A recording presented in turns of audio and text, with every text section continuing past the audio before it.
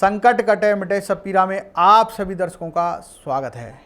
आज मैं जन्म कुंडली के योगों से पूर्व जन्म के संबंध में जानकारी कैसे पाएं, इस विषय पर चर्चा करूंगा।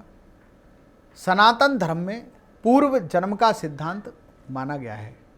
सनातन धर्म के अलावा अन्य किसी धर्म में पुनर्जन्म का सिद्धांत नहीं माना जाता। सनातन धर्म यह मानता है कि आत्मा अमर है और शरीर बार बार नष्ट होता रहता है। आपने कई लोगों से सुना भी होगा, आत्मा एक शरीर के नष्ट हो जाने पर दूसरे शरीर में प्रवेश करती है। इसी बात को हम आप सब पूर्व जन्म से जोड़ते हैं। कई लोगों के मन में यह जिज्ञासा स्वाभाविक रूप से उठती है कि मैं पूर्व जन्म में क्या था।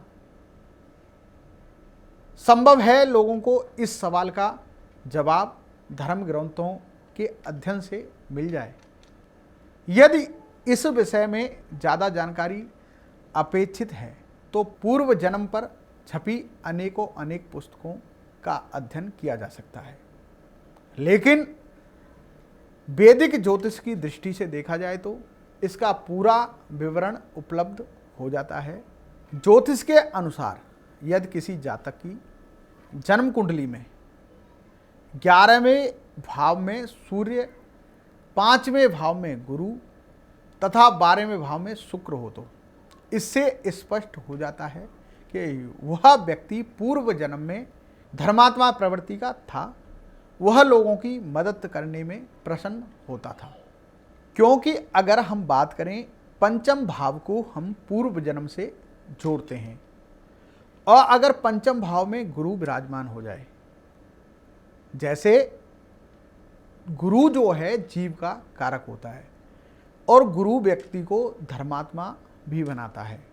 जितने भी संत महात्माओं की अगर बात करें, उनका गुरु अगर 5वें भाव में विराजमान होगा या 9वें भाव में विराजमान होगा या लगन भाव में विराजमान होगा, तब ही व्यक्ति सनातन धर्म को मानने वाले भी होते हैं। यदि जन्म कुंडली में लगन में उच्च राशि का चंद्रमा रहता हो तो ऐसा व्यक्ति पिछले जन्म में कोई विवेकशील व्यापारी होता है।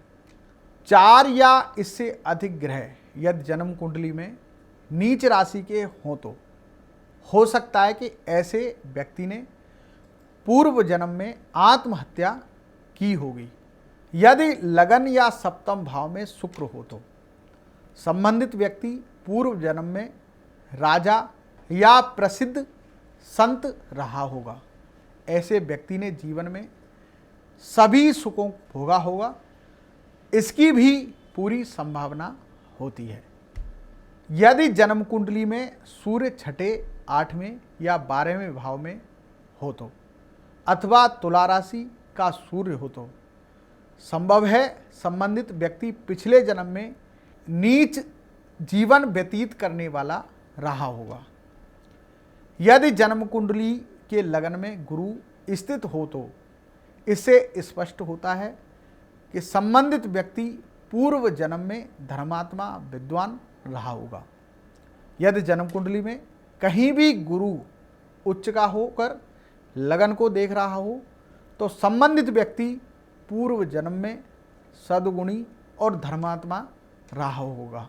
यदि जन्म कुंडली में लगन एकादश, पहले भाव, एकादश भाव, सप्तम भाव या चौथे भाव में शनि स्थित हो तो इस बात से स्पष्ट होता है कि संबंधित व्यक्ति पिछले जन्म में नीच परिवार से संबंधित था और संभव है उसने अनेक पाप भी किए होंगे। यदि जन्म कुंडली में 4 या इससे अधिक ग्रह उच्च राशि के हों या स्वराशि के हों तो संबंधित व्यक्ति पूर्व जन्म में बहुत ही उत्तम कुल में जन्म लिया होता है। यदि जन्म कुंडली के लगन या सप्तम भाव में राहु हो तो संबंधित व्यक्ति की पिछले जन्म में स्वाभाविक रूप से मृत्यु नहीं हुई होगी, या तो उसने आत्महत्या की होगी या उसकी दुर्घटना में मृत्यु हुई होगी। अगर लगन में राहु होता है तो हम इसको पितृदोष भी बोल देते हैं। यदि जन्म कुंडली में लगन में बुध हो तो उससे स्पष्ट होता है कि संबंधित व्यक्ति पिछले जन्म में व्यापारी का पुत्र रहा होगा और वह जीवन में अनेक प्रकार के कलेशों से परेशान रहा होगा। यदि जन्म कुंडली में जन्म कुंडली के सप्तम, छठे या दसम भाव में मंगल की उपस्थिति हो तो इससे स्पष्ट होता है कि संबंधित व्यक्ति पूर्व जन्म में क्रोधी स्वभाव का रहा होगा तथा उसे अनेक प्रकार से परेशान किया गया होगा। यदि जन्म कुंडली में गुरु शुभ ग्रह से दृष्ट हो या पंचम या नवम भाव में स्थित हो तो संबंधित जातक पिछले जन्म में कोई धर्म अधिकारी, महंत या सन्यासी रहा होगा। दर्शकों, आज के लिए इतना ही। जय श्री बालाजी, जय श्री बालाजी।